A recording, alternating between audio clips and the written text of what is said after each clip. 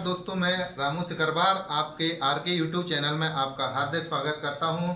और मैं इस यूट्यूब क्लासेज में आपको इतिहास पढ़ाना चाहता हूं। आप इतिहास के बारे में पढ़ो, देखो ये क्लासेज। देखो, इतिहास किसे कहते हैं?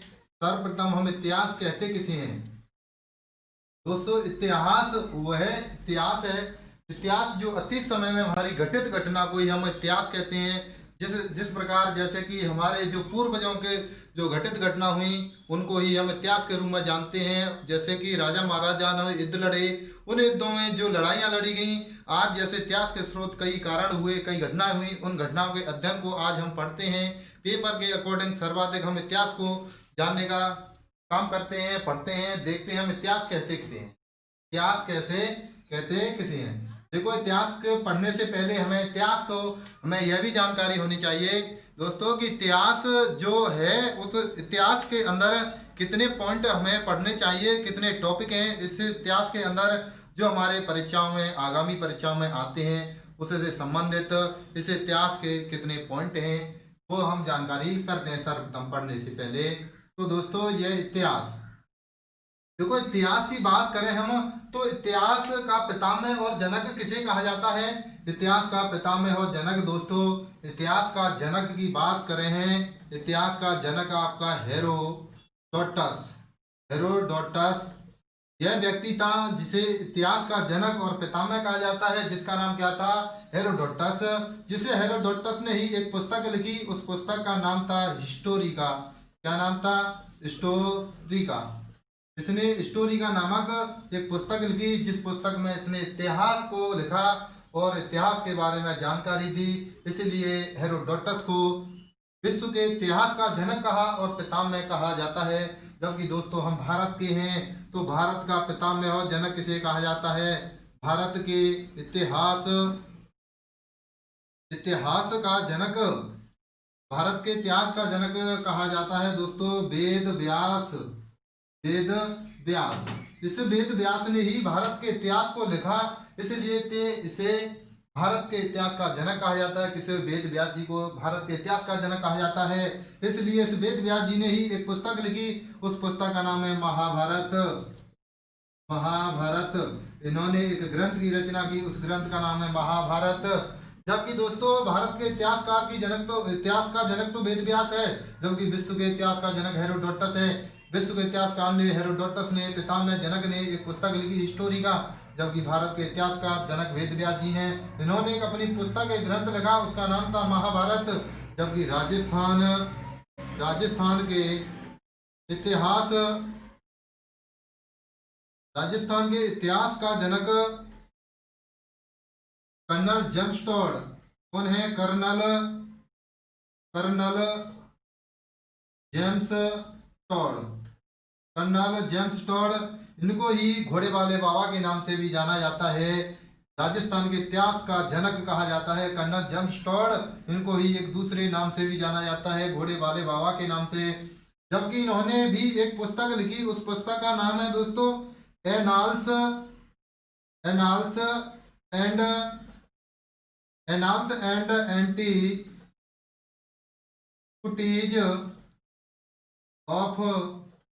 Antiquities of Rajasthan. राजस्थान के इतिहास का जनक दोस्तों कर्नल जेम्स टॉड है। जबकि इसने एक पुस्तक लिखी थी, उस पुस्तक का नाम है annals and antiquities of Rajasthan.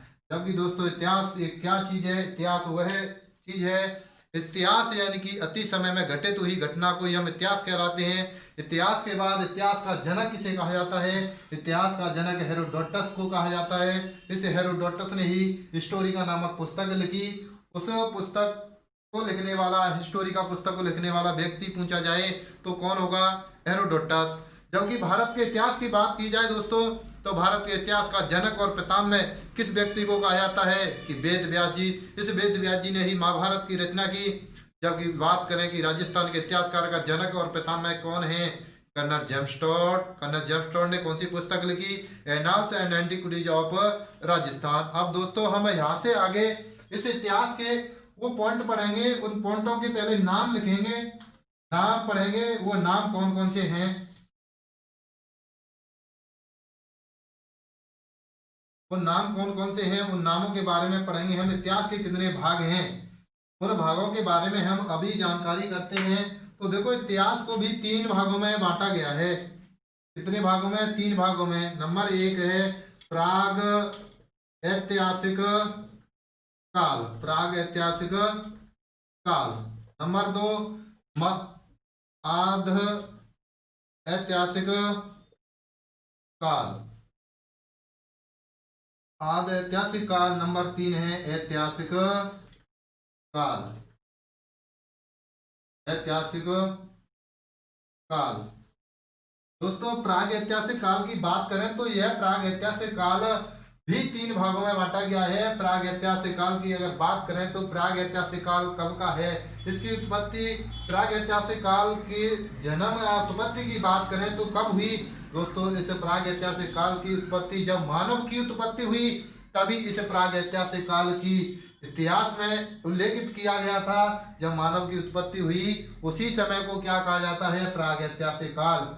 यानी कि आग ऐतिहासिक काल जिसमें मानव की क्रियाएं सक्रिय हुई, मानव जाति ने जो सक्रियाएं उत्पन्न की, उसके बाद ऐतिहासिक काल। जबकि ऐतिहासिक काल की बात करें दोस्तों, तो यह ऐतिहासिक काल एक घटनाओं से संबंधित, बहुत महत्वपूर्ण घटनाओं से संबंधित इतिहास को ही ऐतिहासिक कहा जाता है। इसकी डेटें अलग अलग हैं दोस्तों। इसके समय की बात करें तो यह अज्ञात समय से लेकर 8000 ईसा पूर्व तक है। जबकि आग ऐतिहासिक काल की बात करें दोस्तों, तो यह है 8000 ईसा पूर्व, 8000 ईसा पूर्व के से लेकर 4000 ईसा पूर्व तक।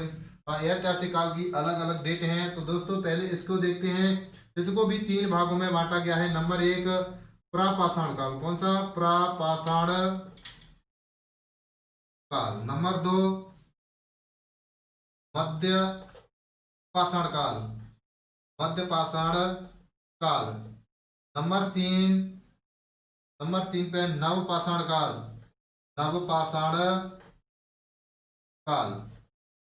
दोस्तों, प्राग ऐतिहासिक काल को भी 3 भागों में बांटा गया है। प्रापाषाण काल, मध्य पाषाण काल और नव पाषाण काल। जबकि ऐतिहासिक काल को भी दोस्तों 2 भागों में बांटा गया है। इसके 2 भाग कौन कौन से हैं वो देखते हैं हम यहाँ पे। तो नंबर 1 है सिंधु घाटी सभ्यता, सिंधु घाटी सभ्यता। नंबर 2 वैदिक सभ्यता, वैदिक सभ्यता। दोस्तों, सिंधु घाटी सभ्यता नंबर 1, नंबर 2 वैदिक सभ्यता। वैदिक सभ्यता को भी 2 भागों में बांटा गया है। इसके 2 भाग कौन कौन से हम देखते हैं। नंबर 1 ऋग्वैदिक काल, ऋग्वैदिक काल। नंबर 2 उत्तर वैदिक काल, उत्तर वैदिक काल। यानी कि वैदिक सभ्यता को भी 2 भागों में बांटा गया है, ऋग्वैदिक काल और उत्तर वैदिक काल। दोस्तों, अगर ऐतिहासिक काल की बात करें तो इसको भी 3 भागों में बांटा गया है। नंबर 1 इसका ऐतिहासिक काल का नंबर 1 है इसका प्राचीन, प्राचीन भारत का इतिहास, प्राचीन भारत का इतिहास। नंबर 2 मध्यकालीन भारत का इतिहास, मध्यकालीन भारत का इतिहास। नंबर 3 है दोस्तों आधुनिक, आधुनिक भारत का इतिहास, आधुनिक भारत का इतिहास। अगर दोस्तों हमें पता है कि ऐतिहासिक काल को भी 3 भागों में बांटा गया है। कौन कौन से? प्राचीन काल, प्राचीन भारत का इतिहास। नंबर 2 मध्यकालीन भारत का इतिहास। नंबर 3 आधुनिक, आधुनिक भारत का इतिहास। अगर प्राचीन काल भारत, प्राचीन भारत के इतिहास की बात करें तो दोस्तों यह प्राचीन काल भारत का इतिहास है 600 ईसा पूर्व से लेकर के, 600 ईसा पूर्व से लेकर 712 ईस्वी तक। यानी कि ईसा पूर्व से लेकर 712 ईस्वी तक, यानी कि ईसा पूर्व से लेकर ईस्वी तक। यानी कि मध्यकालीन भारत की बात करें तो 712 ईस्वी से लेकर के यानी कि 1757 ईस्वी तक।